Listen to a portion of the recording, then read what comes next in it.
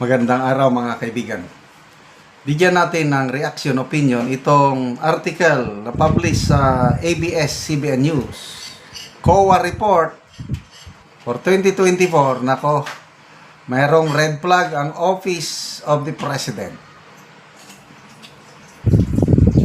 Okay, title. COA reports Office of the President's 494.8 million disallowance balance. Halos half billion. Disallowance yan The Office of the President recorded a half billion peso balance in audit disallowance for 2024 according to the Commission on Audit. Okay? According to the audit findings, the OP did not receive any notice of suspension, notice of disallowance, nor notice of charge, but its existing balance of disallowances under appeal was over 490 million as of December 2024. So ito, accumulated siguro ito. Ano pa? Under the 2009 revised rules of procedure, COA defined a disallowance as the disapproval in audit of a transaction, whether fully or partially, if a government transaction is flagged as irregular, unnecessary, excessive, extravagant, or illegal. The disallowed funds must be returned to the government. Patay. Half billion yan i-compare natin sa Office of the Vice President. 3 taon nang sunod-sunod ang Office of the Vice President under VP Sara nakakakuha ng highest observation, yung unmodified opinion. Pinaka-highest yun. Except lang noong 2022 nang dahil sa many believes it is a trap yung binigyan pa naman siya ng 125 million confidential funds, end of the year na. Kaya napilitang i-clear in 11 days ba yun? So 125 million, cleared na mga 73 million lang ang may notice of disallowance. And I believe, nakasubmit na ang Office of the Vice President ng mga required documents. Ngayon, tahimik na ang COA.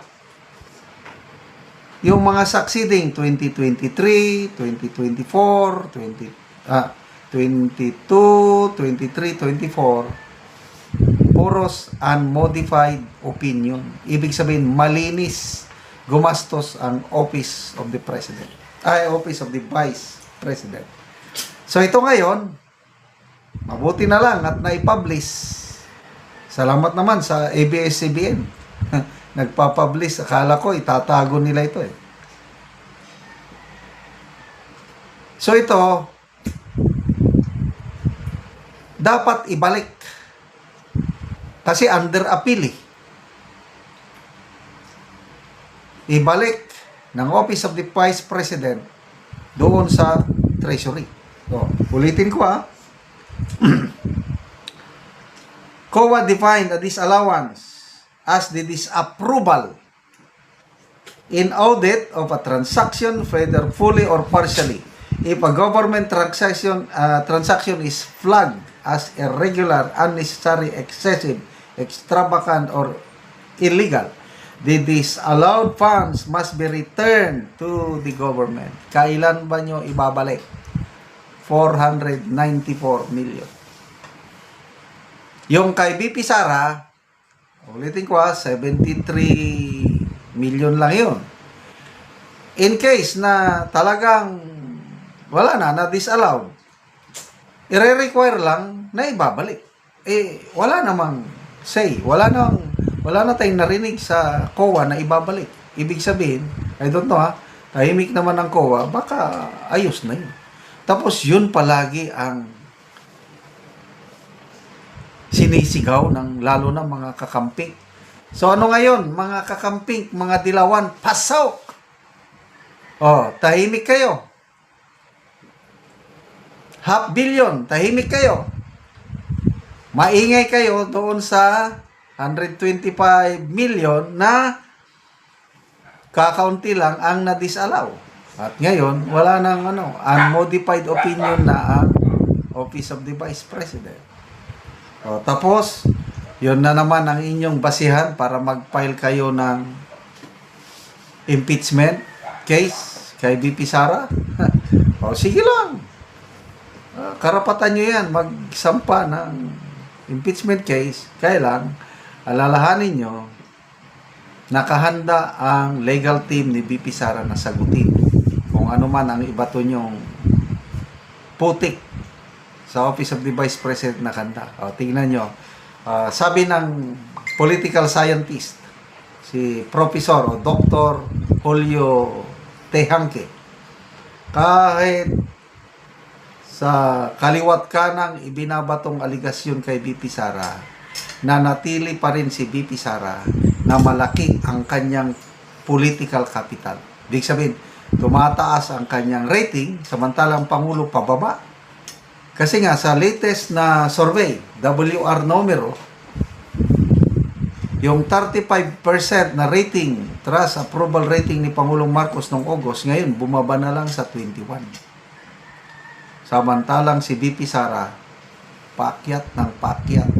Kaya sa presidential preference survey, nangunguna siya at 33%. Malayo ang kanyang mga katunggali. Rapi Tulfo and Lene Robredo, tig 13% sila. Si Senator Hontiveros na nagpahayag na ng kahandaan na kakandidato sa 2028 is 2.4% lang. Ito naman si Martin Romualdez, 0.8. Sino pa yun? John Vic Rimulya, baka ito daw ang kandidato ng administrasyon eh. Mag-ilan ang rating niya? 0.5%.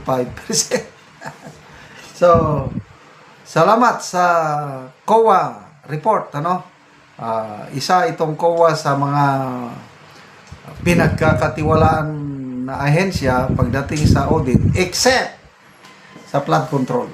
Kasi nga, imposibleng makalusot yung mga katiwalian kung hindi nakikikotsaba ang ibang COA personnel. Salamat mga kaibigan sa inyong pagsubaybay sa ating channel.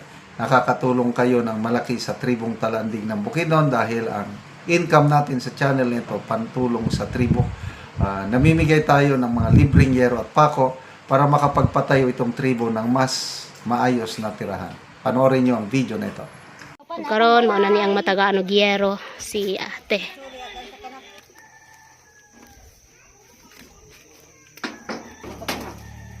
So mo na nilang balay. Oh, so luoy gud kay sila oh.